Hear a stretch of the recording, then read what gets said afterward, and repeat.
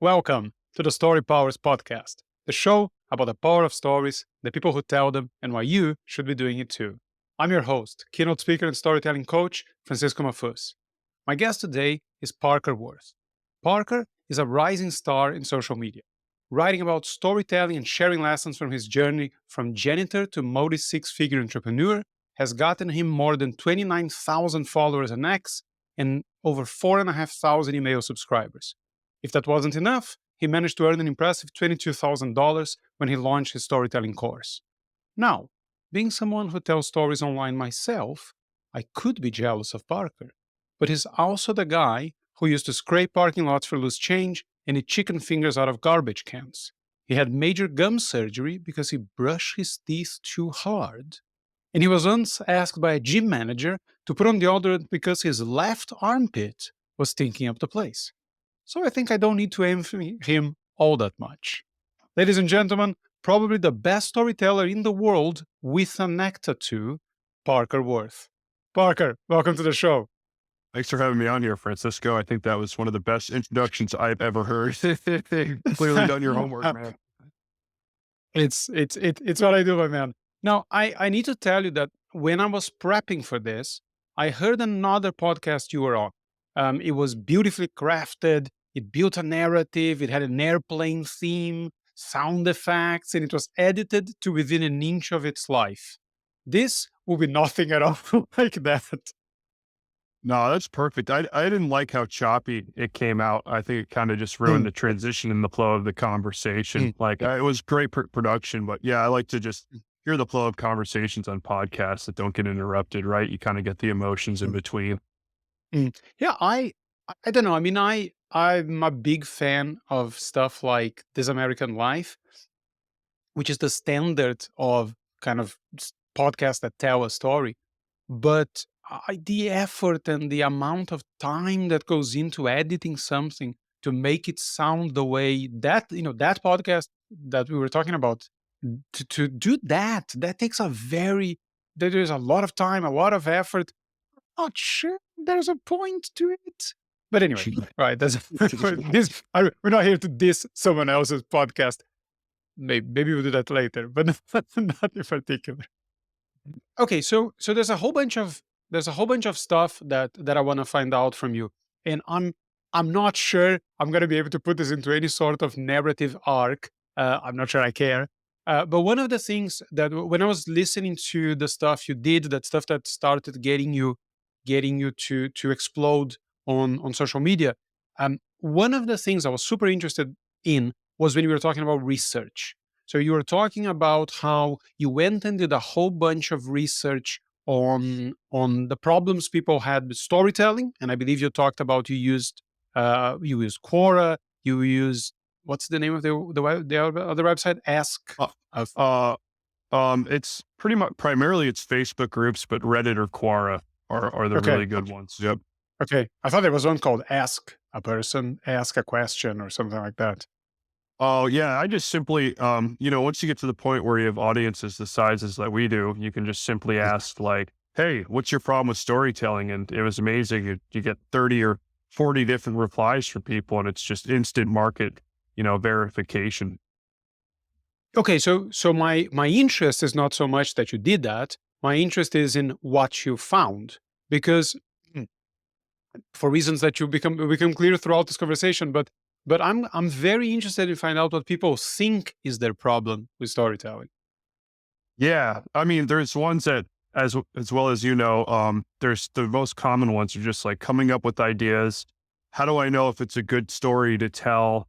Where do I start? What exercises can I do to write better? How do I edit, right? And how do I format it in a certain way? Are there frameworks to use?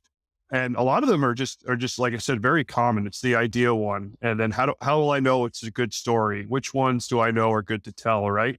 And so those are the most common ones. And, if you can create a product that just solves one problem, like my old mentor, Kieran Drew, he would just go through the comments of like the Ship 30 for 30 guys, Dickie Bush, and he would see the most common ideas or the problems that people would have in the comment section was just, how do I get ideas for content? And so Kieran's first product was the Viral Inspiration Lab. And he just built it off of finding comments that had the same reoccurring problems. So ideas just seem to be the big one for everybody. Yeah, that resonates with me because I the argument I keep having with people over and over, and I was having this argument just today on LinkedIn, is my belief is that most of the storytelling advice that is out there is completely useless to the vast majority of people, not because the advice is not good, although sometimes that's an issue, but the reason it's useless to most people is because the very first step that needs to be there, which is actually knowing what story to tell, is not in place. But once that step is in place, sure, you can apply a lot of the other stuff that you see as advice. But with most people that I work with, when you start trying to get stories out of them, if you don't tell them how to find the stories, a lot of them just go blank. They just have absolutely no idea what they're supposed to be, what stories they're supposed to be sharing. So I I tend to find that advice that puts too much focus on how to edit a story or how to make a story better without covering first how to find the right stories to tell ends up being, it sounds nice, it seems to play very well on social media, but when you get someone trying to use it in the real world, they get kind of stuck. Yeah, yeah, absolutely. And a lot of it with social media is marketing strategy, right? Like things that take off are like, here's the 10 best books, here's the 10 best podcasts. People like the quick dopamine hits, like they like to know the cool secret tricks and everything like that. And, I'll be honest, transparent, I use that in my content strategy just to diversify my content and just knowing what hits, right? And what goes viral is usually not valuable, right? My most viral story I wrote on X is about Adam Sandler, right? And I think it got like 2.5 million views or something wild like that, but it only got me 200 followers. And that's because I borrowed credibility. I wrote a story about a big name. It's great at getting attention, right? But it's not providing value. So I agree with you, man. And like I said, I'm guilty of using some of those tricks, but I just know what works at the right time. If I'm trying to channel traffic into a certain way, if I'm trying to get more attention. But yeah, I completely agree. For a lot of people knowing, future pacing and, the red herring, are they going to use the red herring in their social media content? Probably not, but it's something that's going to like stick out and be kind of unique and make them think like they walk away from it and be like, I learned something new today, right? Yes, I think for the people who don't know what the hell we're talking about, future pacing is when you say enough in your story so that the reader can picture themselves being in that position in the future. It's a very common thing when we're doing sort of like before and after type of stories or content. And the red herring is when you put the idea, the problem is this thing. Well, actually, it's not, and then you have to go in a completely different direction. I don't have any problem with you doing Adam Sandler posts. To me, they're very different things. One thing is you doing a sort of breakdown of what made Tim Ferriss such a great entrepreneur type of thing. That's one type of content. I think it's and it's interesting, right? Are there many lessons you can learn from that? Some, I guess, some people like that stuff. Some people might get something from that content.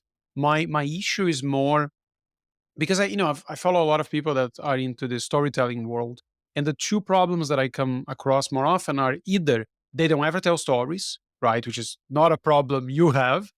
So it's like, well, do you ever tell a story? Because if you don't ever tell a story, I have no idea if you've learned the same lessons you're trying to teach people, and then yeah, there's a bit of a disconnect there. And the other one is that it's all stuff that is kind of advanced, or it's not really up. Like, why do we care what made Harry Potter such a great book if you're not writing fiction, right? Like, isn't there a much simpler way to give the same message about, like, the characters need to change in any way, in some way, and they need to have feelings, right? You don't need to talk about J.K. Rowling to talk about that. So that's the bone I usually pick with a lot of the people talking about storytelling, but I don't have that bone to pick with you.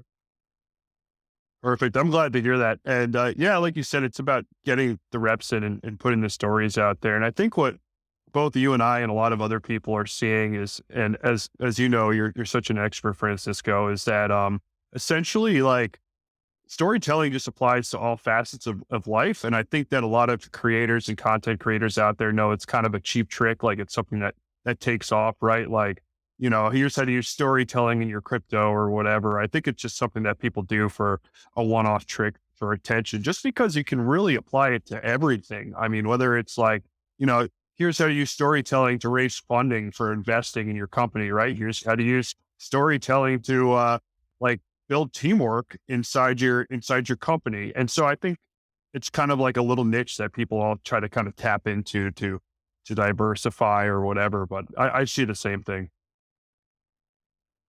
So the thing that you market a lot, the thing that in a way is sort of your claim to fame and what I tend to call your power, when I'm thinking about in terms of origin stories, is how, first of all, how quickly you grew your followers on social media by using storytelling, and then how that following led to a very very successful launch, which turned into a very successful business with a few different strands.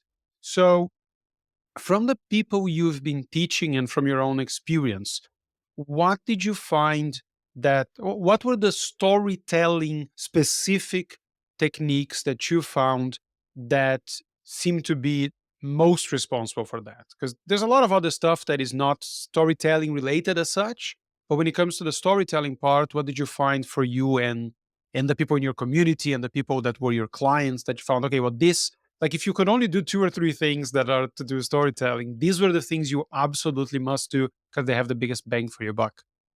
Yeah, yeah, absolutely. That's a great question. And so what I would have to say and what I teach my students is if you're starting out, it depends on what your goal is, but if you're starting out online, it's to borrow credibility, right? And Ryan Holiday, Robert Greene, some of my favorite authors, all of them do this where they write a story about someone else and then they tie that story into their own story and provide a lesson, right?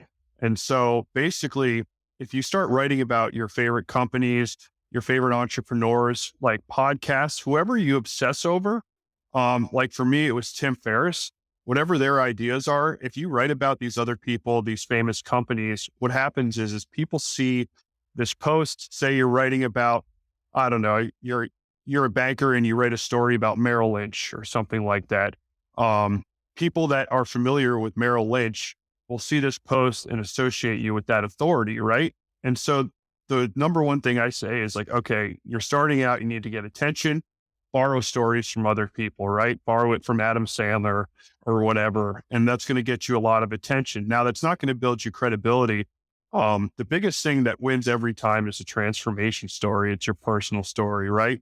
And an exercise that I love to do and teach people is the I am exercise. And you just kind of have two columns, right? In the left column, I was is bad things. And you just list all these bad things you were, right? So I was a janitor. I was a high school dropout. I just list all the bad things. And then I list on the right side, I am, and you list all the good things. So basically I am a six-figure entrepreneur and I was a janitor. And what everyone wants to know is what's in between. And so essentially when you're writing, you can be like, I was a janitor. Now I'm a six-figure entrepreneur. There's a juxtaposition there. And that kind of ties into another trick with hook writing that I'll segue into. But basically, if you can have this narrative where you were a bad thing and now you're a good thing, and then you can just tell lessons, tips, tricks, books that helped you get there, people are going to see this repeating narrative and they're going to know not only your face, your profile, but your story. And I've had so many people reach out that have said, hey, I'm a janitor. Hey, I made these mistakes that you've made. It really resonates with me. And that's what people love. That's what builds trust, right?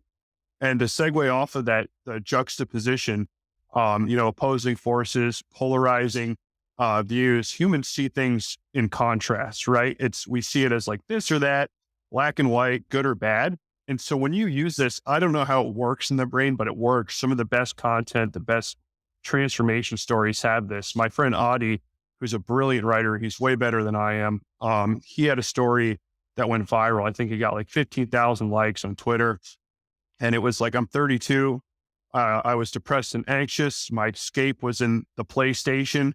I was eating my way to diabetes. And then it's like that was the best thing that ever happened to me, right? And so he's heightening the stakes there.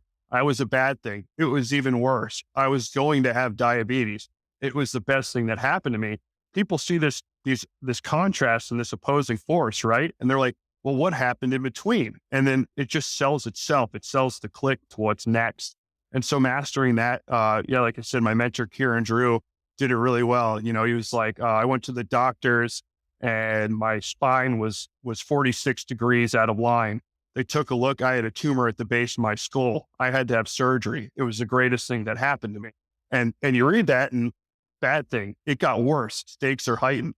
It was the best thing that ever happened to you. What happened in between there? And then so that's a very powerful trick that I like to hammer in, is just having these opposing forces, right? Like, stop making this big mistake, focus on this little thing instead. And by doing that and kind of having that, I don't know, I wish I knew the psychology behind it, because I think it's fascinating, but it seems to work really well. So I think there's a few different things that feed into that. So the first one that comes to mind is, well, I think, and I've heard you say this as well, right? Is this idea that our brains are wired to pay more attention to change, particularly because any change in our environment might signify danger. So I think that's a part of it. I think the other part of it might have to do with the things we tend to value most, and the things that we pay attention to most. So I forget what the exact order is, but I know in the top of the list is sort of like, it's death and physical harm, um, sex, uh, danger to children, and then you have things like status, and there was probably a fifth one that I can't quite remember what it is. Um, Tribe, maybe. So my suspicion is that, one, these things serve as a bit of a warning about something that might be a danger to me. So there's one thing, and there's also the juxtaposition is unexpected, and that is like, whoa, hold on, I have no clue what's going on here. Because if you say, I was eating badly for years, that screwed up my health, and now I got diabetes, it's like, okay, I don't need to keep reading, right? There's just nothing for me to. What am I learning here? There's nothing for me to learn. But if you say, and that was the best thing that ever happened to me, then it's just like, what? Yeah. How? Okay, fine. I'll read. I'll click see more. God damn it! So I think it might be something to do with that. Yeah. Yeah, I agree. Like you said, breaking expectations is so powerful. And I did it in that BO newsletter, which I'm glad you brought up. I'm honored that you read my newsletter, man. You're a fantastic writer, so that means a lot. And yeah, that's what I did. I ended up talking about this story, how I thought that everyone else in the gym had BO, and for short, I forgot to put deodorant on one armpit. And so the gym manager gives me deodorant, and then I kind of segue into the lesson of, hey, sometimes when you're online, you stink and you don't know it. Sometimes you just need someone's guidance. And people thought, because I had been doing a launch for my community, that I was going to pitch the community, right? And I was like, I'm not going to pitch you the community. I'm just here to say thank you. And you guys have been my gym manager throughout this journey. And so many people replied like, wow, I was expecting you to sell to me. I wasn't expecting you to tell me I was the gym manager, right? And so to go back on your point, yeah, breaking expectations is just another trick that's so powerful, leading them up to something and then just throwing that curveball. It really gets attention. Yeah, for people who might have missed what exactly that story was about, it was that you smelled someone stinking up at the gym, you smelled yourself, and it wasn't you.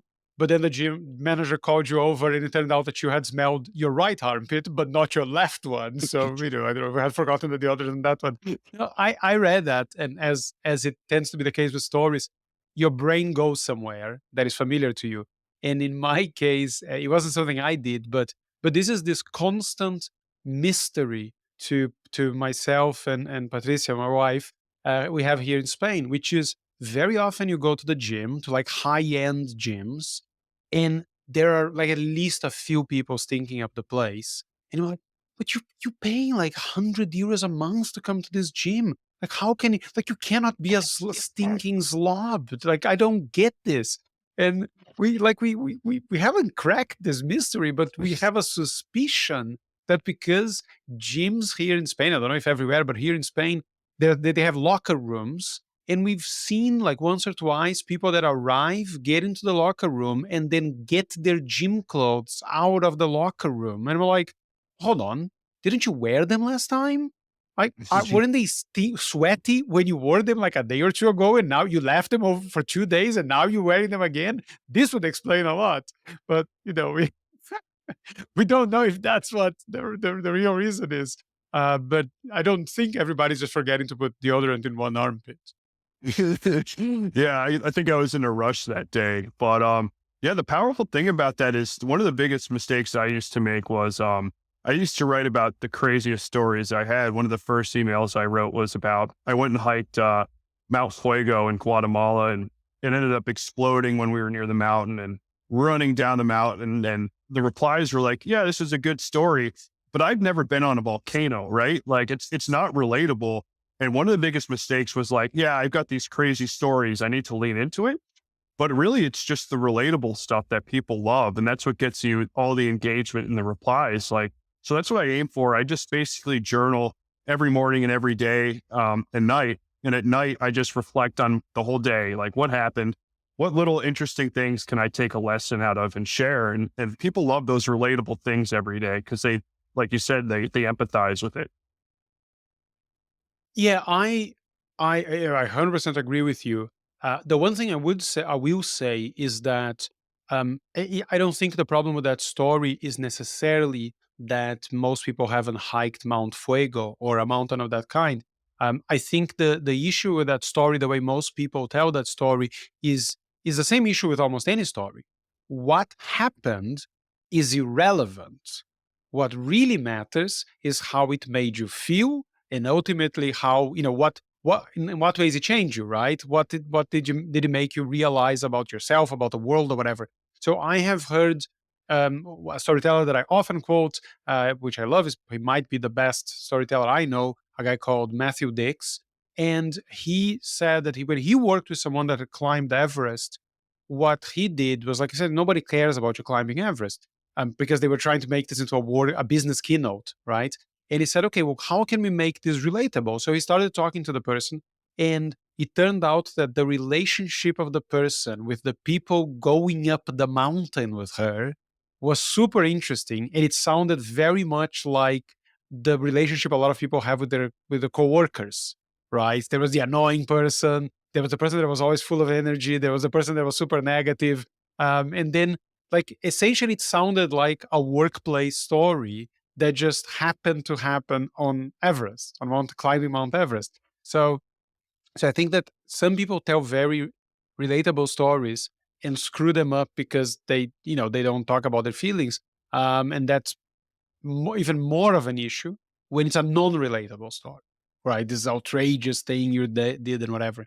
So yeah, no, I get that.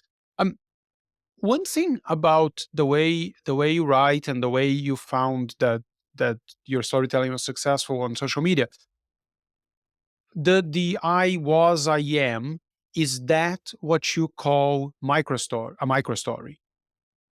No. So I read this fascinating book. I think it's called The Story Persuasion Code, and it's by David Garfinkel, who's like a top copywriter. And I'm really leaning into like story copy. I love stories that sell. I love copywriting. I think it's very powerful, and that's been my main focus of study. And he basically has this idea that challenges the status quo. And I don't know if he's doing this to get attention, but he says the hero's journey is dead.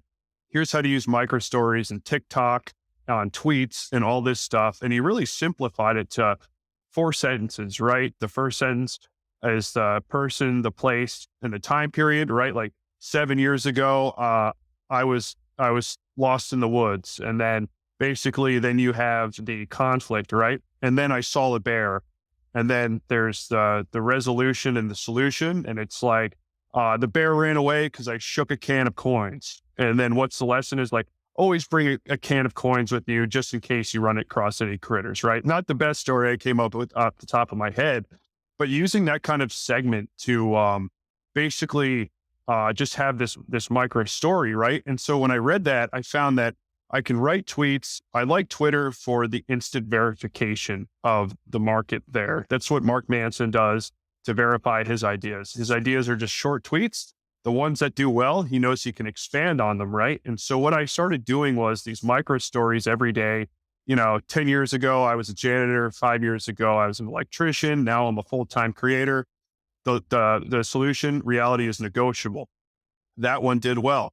So I know I can expand on that idea, that micro story, into a longer story, and it's already been verified by the market. So now I know that if it's a long form for LinkedIn, if I extend on it to Medium, if I turn it into an email or a blog post, I know that this idea, this story is verified without having to waste a bunch of energy, writing something that's 600 words and hoping it does well and not. And so that's a strategy that I teach and that I found is, I can just write these micro stories. At the end of the week, I see what does well, and then I can just expand on them. Yeah, I find that interesting. The first part of his framework, and I agree that I'm not going to say the hero's journey is dead because Pixar movies are still out there doing a roaring trade, and so are many adventure movies. But I've always found the hero's journey to be perhaps the worst possible way to try and teach anyone about storytelling because it's just so complex.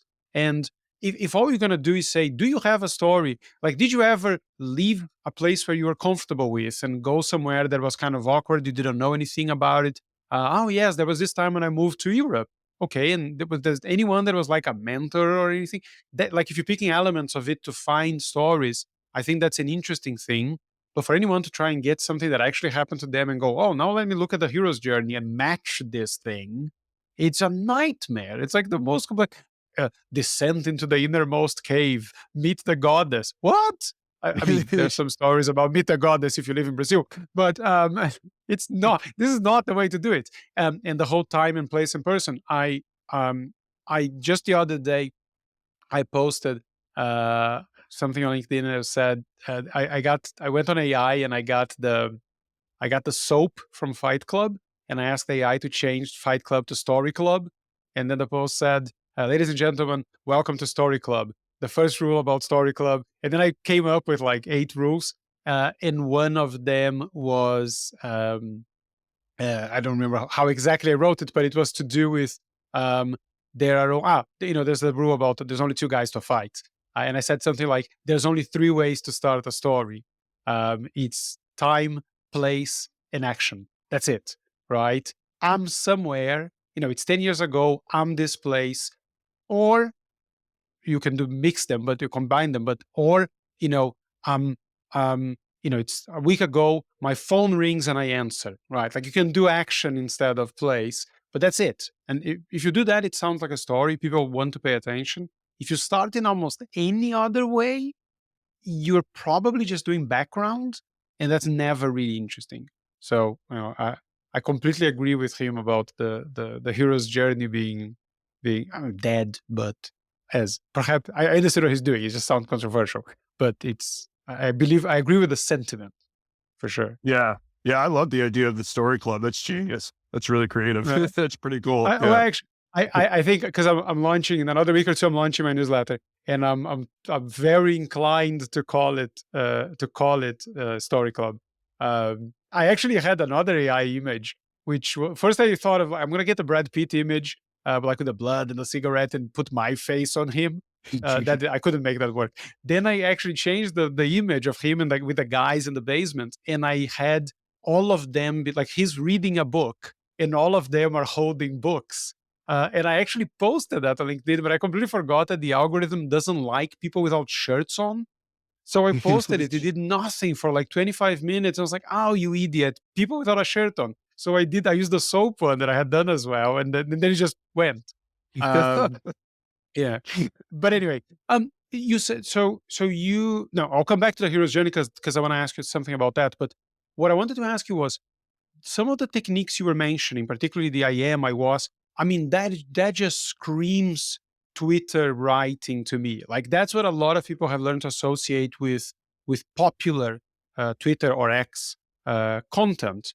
So My question to you there, I know you couldn't write a proper story on LinkedIn unless you did it through a thread, but have you found that that type of writing that we know works well on Twitter, does that work as well on LinkedIn, or do you find yourself having to adjust the content to do that?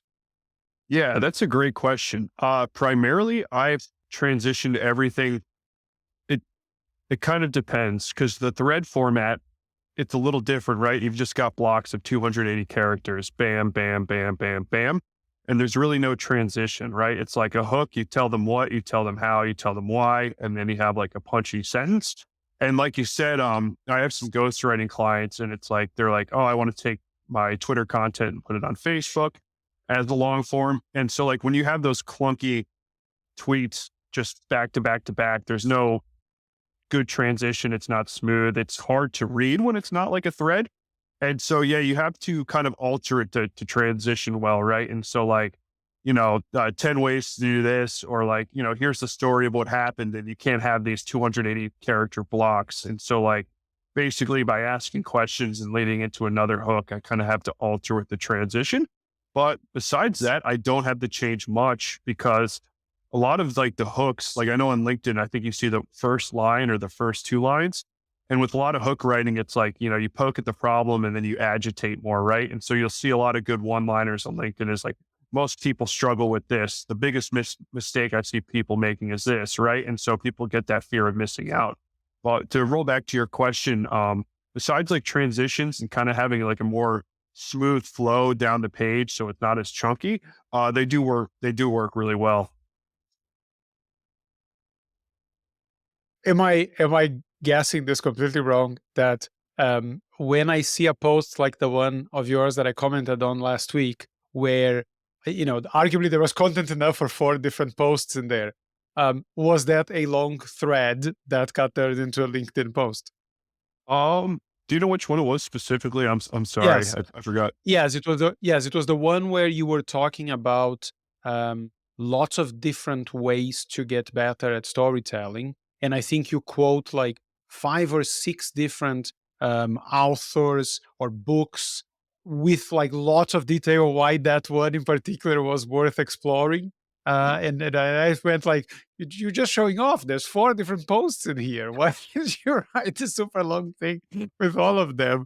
Uh, so that's what I thought. I read it and I thought, huh, I wonder if this was like a much longer thread that got turned into a post. Yeah, that's exactly what it was. It was just a thread to the post. I'm at the point now, Francisco, where like I have enough proven content and as business is picking up, it's like, how can I make my content work for me? And so it's not so much writing as much new stuff, but it's like putting the proven content into different places. Like I said, I'm going to transition to a blog and to Medium where I have these long form pieces and everything that I know work. And then I can just pretty much copy and paste them, reformat them into these other platforms, and then just keep funneling traffic to my newsletter.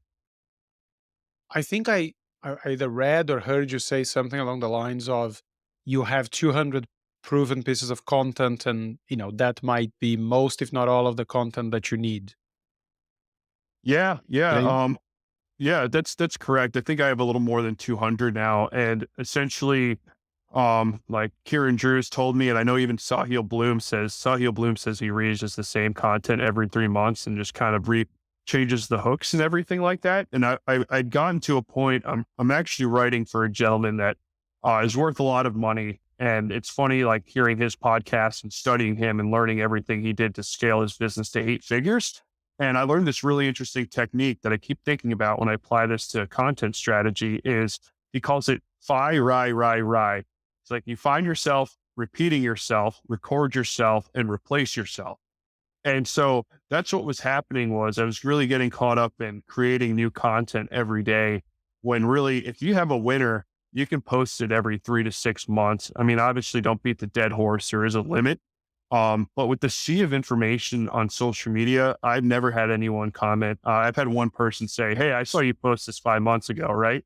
And he's actually a member of my community. It's a great guy.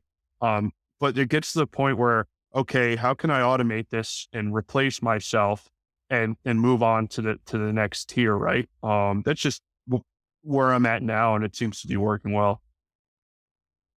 So what is your definition of proven? Because there's some reason why you decided this content works and I'll keep using it over and over. What are the metrics that you're using to decide that this is proven? Yeah, absolutely. So one, is it a unique idea? Like in the beginning, when I first started a couple of years ago, there were templates that were really basic and they were structured in a way that works. So I don't use any of that old stuff, but like, A, is it a unique idea? Like one, I have a post on Twitter that's like, when you're commenting, say the person's name when they reply. There's a psychology behind it when people hear their name enough that they start to like you and recognize you. So that's a unique idea. Number two is if it has over 100 likes. The engagement features on X have been super wacky. Like, now they have the bookmark feature. Reposts don't have as much reach as they used to. And now they're going to erase the visibility of all those stats so that you just see the impressions. And so that's all changed. But basically, it's like if 100 people click the like button on it, I know there's, 100 people out of ever many actually saw that piece of content. I know it's a good idea. And whether it's a tweet, I can extend on it, like I said before. But basically, that's the metric I have. It's like 100 likes, good. Let's reuse it in 3 to 6 months. Would you reuse content in the newsletter as well? So I'm actually on a mission to write 365 story emails this year. I just love doing it.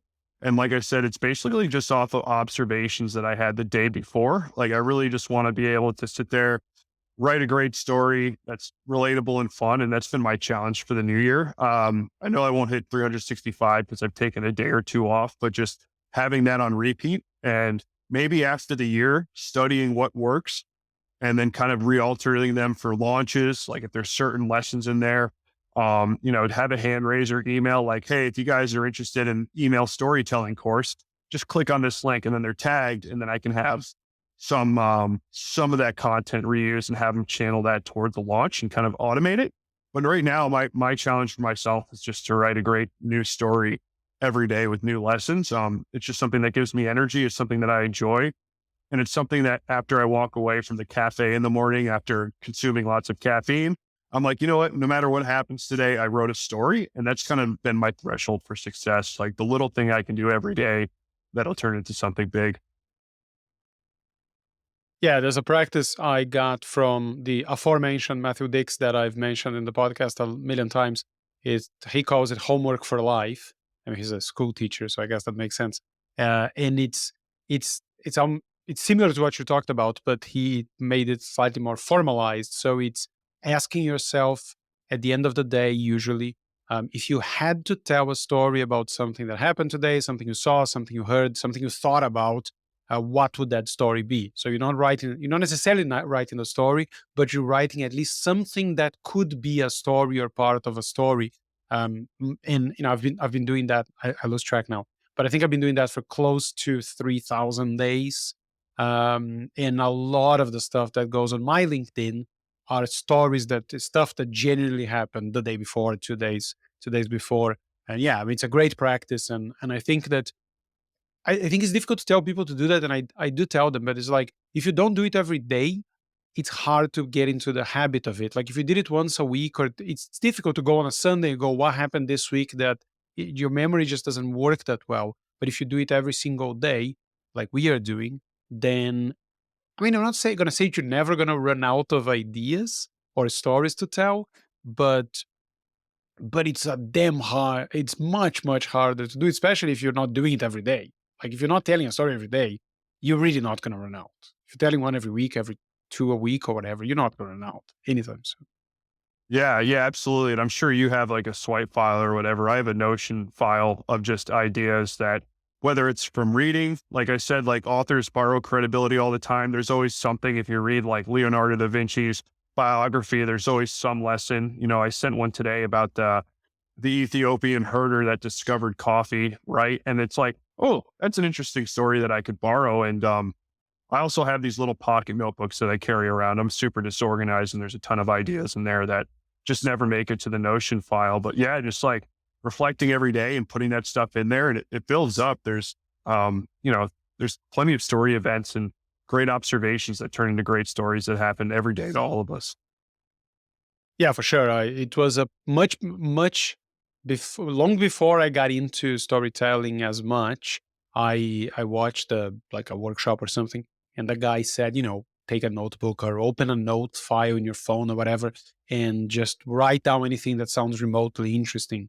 And I've been doing that for a long time, and I mean, there's nothing sophisticated about it. It's like literally a note on my phone, or to be honest, more like 750 notes on my phone, Wow. but yeah, I heard a guy I like a lot who's been on the podcast before, Connor Neo, and talks a lot about leadership. And he says that you're not, you're never gonna be as smart or witty or intelligent or creative um, today in comparison to how you were today and yesterday and the day before and the day before. So if you just accumulate this stuff, then the chances of you getting something interesting, creative, unique out of your thoughts and ideas grow substantially.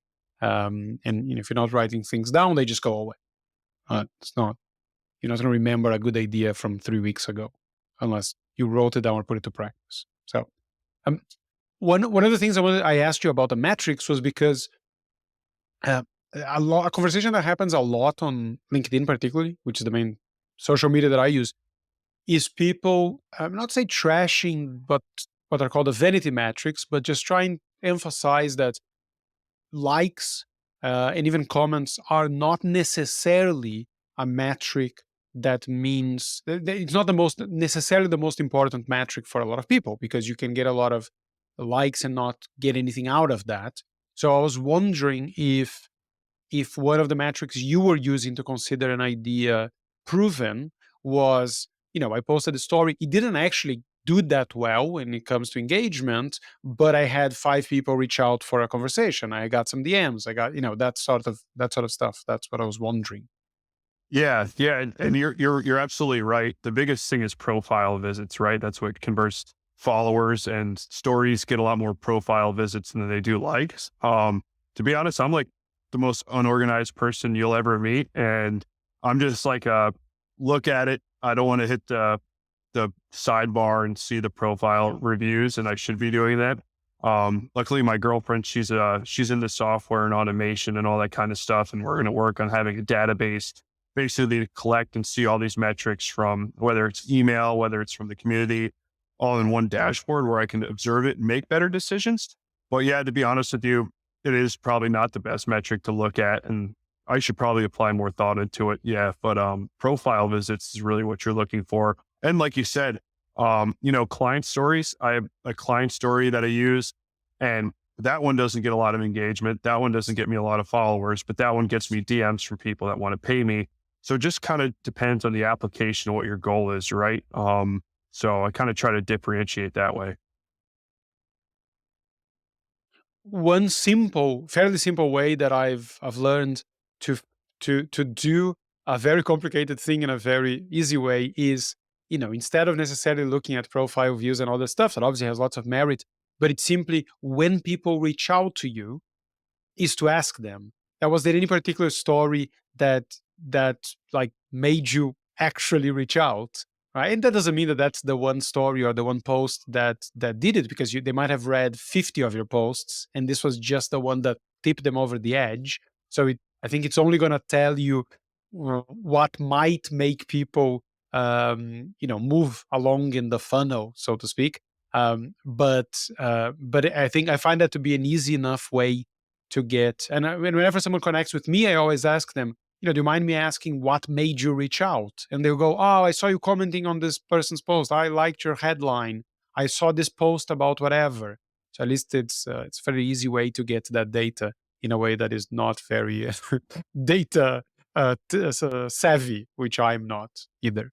So, um, okay. So what I wanted to ask as well was, uh, you talk about profile visits, and this is a bone I pick with a lot of people that call themselves storytellers who don't tell stories. And one of the things I say is, listen, if you don't tell stories, and you have your about section, which you can write as much as you want, but you don't even have a story there. Like, what are you doing? Now, we've established your cred. That I'm not giving you crap about that.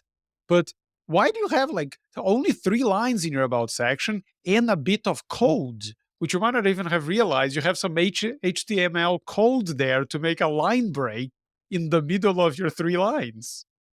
Oh, in my about section on LinkedIn? Yeah, I don't know. I was when I went over to join it, I was a little bit overwhelmed by just the new platform, and I think I just haven't dove into it as much. It's something I need to look at. So thanks for pointing that out. I had no idea. I think I It's just like, kind of it's like kept it short and sweet just so I could get going. yeah, you like it's like 1 line, and then there is like I don't even know what that symbol is called, like bracket BR bracket, and then it's Oh, not. yeah, I'll I have mean, to it's go fix that. clearly not hurting you. Yeah, that's interesting. Yeah, it's something I need to work on and take a further dive into. So there's a lot more you can do with your profile on LinkedIn than on X. So I guess I'm a rookie still.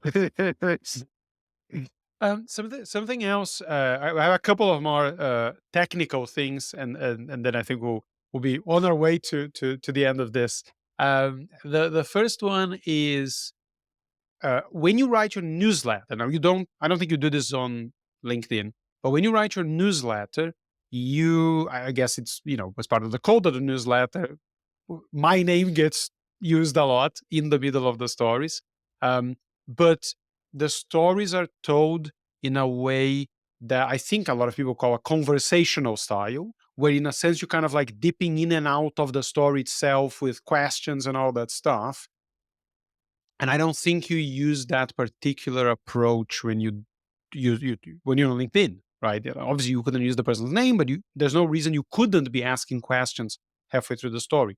Um, is that the approach you always use, or do you find that on the newsletter that works really well, but you don't tell stories that way in different contexts? Did you ever think about that much? Yeah, yeah. So in the newsletter, I do that the conversational speaking because copywriting is it's a conversation between two people and you're controlling the conversation, right? And so like I want to talk and tell the story to the reader, and at any point where I feel like they might lose interest, I ask them a question. And obviously, the psychology, like I said, of using the first name, that's why I put that there. You see, the person hears their name and they keep paying attention. So what I'm using is like a story, a series of hooks, and then transitioning with questions, and then also breaking expectations, right? You think it would be this, right? Well, you're wrong. Like, oh, what? And then it keeps them going. So that's just kind of like copywriting tricks that I use in the email story to just keep them engaged, keep them reading, and get them going like that slippery slope that Joe Sugarman talks about. On social media, it's a little more structured. On my long form, I will use that like the conversational speaking from time to time. But otherwise, it just kind of depends on the post. If it's a story, if it's a how to, if it's a resource thing, then I use different things, right? Like, if it's 10 books that I read to help me go from janitor to entrepreneur, I'll just say, hey, this is the name of the book. Here's what you'll learn. And that's it. But yeah, if it's a story, hook writing on social media is different than hook writing on email. Because there's a limited variation of what people can see, right? They have to click see more. So I really got to get them to click fast. Where on email, it's like they can just scroll down, right? So it's different on the application, but I put a lot more effort into the email writing just because I can be more myself. I can say bad words. I can say ridiculous stories and just have more fun with it. Okay, there's a few things to pick up on that. First of all, you can absolutely tell ridiculous stories on LinkedIn, and I have absolutely pushed the envelope on that one. I have I have some terrible things in there. Uh, so I don't think there's necessarily an issue with I mean, it might just not be how you want to come across on the platform. And I do know that the algorithm doesn't like swear words and stuff like that, but you can absolutely tell ridiculous stories. I think at some point in the past, I told my version of the eating chicken fingers out of the garbage can, which I think it's a very different context. But mine was mostly that I was just I I had slept for 3 hours after drinking and falling asleep on a bus in London and waking up 3 hours away in a dark garage. And then I came back home. I had barely any sleep. Woke up, got up for work. I was working at a hotel. Had to put on this ridiculous uniform. So I'm there, kind of getting dressed and shaving and kind of like crying because I hate my life at that moment. And then I go to the train station and I'm waiting for the train. And when I look, it's like 4 minutes to go. And then I look down and there's like a greasy kebab like package with some chips on top. And then I like look at the clock and there's still 3 minutes and a half. And I look at the chips again and I think, well, they're on top of the paper. So I guess that's okay. And then I go and eat the disgusting chips that some drunk left on the floor of a train station. So yeah, it's no problem telling horrendous stories on LinkedIn. Um, I maybe I'm just a purist, but I never got into the whole conversational storytelling approach. I tend to find that if when I start a story, I want to stay in the story. I don't want to remind people that I'm someone telling a story. Um, but I guess it's just a style thing. I know some people that love the conversational thing and make it work for them. I never quite got into it. And sometimes I get newsletters from people, and I think they didn't check the newsletter before it went out, and the name thing got screwed, and then you just get like bracket name bracket, and it just ruins it completely. There's no way to read a story with bracket name bracket three times in it and not be taken completely out of what the person is trying to tell you. I think that's what perhaps put me off slightly trying that myself. Yours hasn't been screwed up, to the best Oh, of my. I've definitely done that before.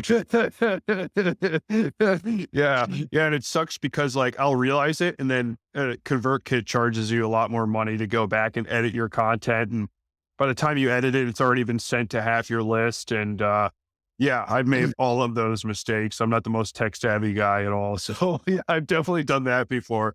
It's a rookie mistake, and now I have to send a preview email to my personal email, read it, and then have like the other window up and look at it and alter everything. So yeah, I'm definitely red-handed there. And the final thing I wanted to ask you about is I don't know if I had heard about this. Haven't heard this name before. I know exactly. I think I know exactly what you mean by that and what it represents. But this idea of this term of the hero's two journeys. So can you just explain to people what the heck that is? Yeah, yeah. I was lucky enough. I booked a phone call with Michael Hogg and was talking to him about it. And he was saying that's what most people get wrong. It's a coin he termed. And basically, the hero has two journeys, right? There's the inner journey and the outer journey. And if you can relate those into your story, it becomes a lot more powerful, a lot more empathetic, and it reveals a lot more emotion. And so, how it works is what internal struggle is creating struggles on the outside. For example, if you're an alcoholic, how is consuming alcohol to conquer your inner demons, whether it be anxiety or depression or something, affecting your journey on the outside? And it works also from external circumstances, right? So it's like, okay, you're on this journey, you've gotten divorced. How is that external event affecting your journey on the inside, right? And so when you start to think about it that way, the internal and the outer struggle and the journey, the two journeys there, you can really intertwine, like I said, emotions and everything like that. And it's very powerful, right? I got hit in the head with a rock and that made me feel bad. And because I felt bad, I ended up becoming angry at other people, which made me lose my job. I mean, terrible example, like I said, off the cuff, but you can kind of see how that external event affects internal, and then it affects your journey throughout. So it's a really good way to approach your writing. I think we've established in this conversation that you are a very good storyteller, but improv might not quite be your thing. Yeah, I still got to work on that, right? Yeah, I know. I love the external and internal thing. There was another storyteller I like who I had on a show called Marsha Shandur, and she described something very similar to that in something she uses to teach her clients, which is essentially what did it look like? How did you feel? Like if she says, if you could just keep asking yourself that over and over when you're writing a story, then you'll be telling us what is happening, what things look like, but also how do you feel about it? Because if you don't tell us that, it's almost impossible. It's almost impossible. It's not impossible to tell a story. There's ways to write. And Eddie Schleiner, who's a great copywriter, was one of the last episodes I put out before I took a break, and he talks about realism, that stuff like what Hemingway used to do. So you can do a lot just with what is actually happening without going into the characters um, feelings and thoughts. But sometimes the story changes completely if you don't do that. I remember a different conversation I had a while back, and the example that we used was, if you imagine that you are watching a sports event, right? Or maybe you're watching like a swimming meet, and it's children, and there is one kid that is falling behind, and the father is like shouting at him, like being a complete asshole about like, no, you need to swim faster, come on, like, by all appearances, this guy's a terrible, terrible father, right? But now, if we go into his feelings, we might find out that the reason he's being hard on his kids in when it comes to swimming might have something to do with maybe some trauma of his own childhood, maybe something that made him feel very inadequate. Maybe he's lost someone he cared about in the water. So there's a lot of things you can do that would change completely what the external stuff looks like. But if you haven't gone inside, then you just don't know, right? Yeah. Yeah. Absolutely. Well said.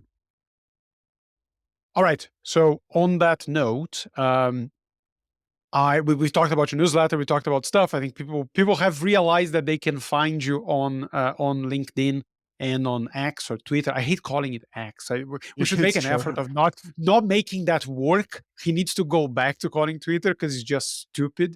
But I'll put on the show description the links to find you on LinkedIn and on X. But is there anywhere else that you would like people to find you? Yeah, yeah, absolutely. Just my first and last name, parkerworth.com. There you can opt into my newsletter and you'll get a free course when you sign up. But yeah, that's where my best writing happens is in my newsletter. So I'd appreciate that if people signed up. And thanks so much for having me, Francisco. That was a lot of fun. No, this was fun too, man. Thank you for coming over. And once this call is over, we might try and find out, since we earlier, before we started recording, we discovered that your girlfriend is from the same city I am.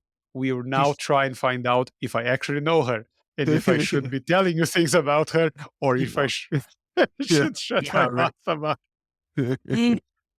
All right. All right, everyone. Thanks for tuning in. Take care of yourselves. And until next time.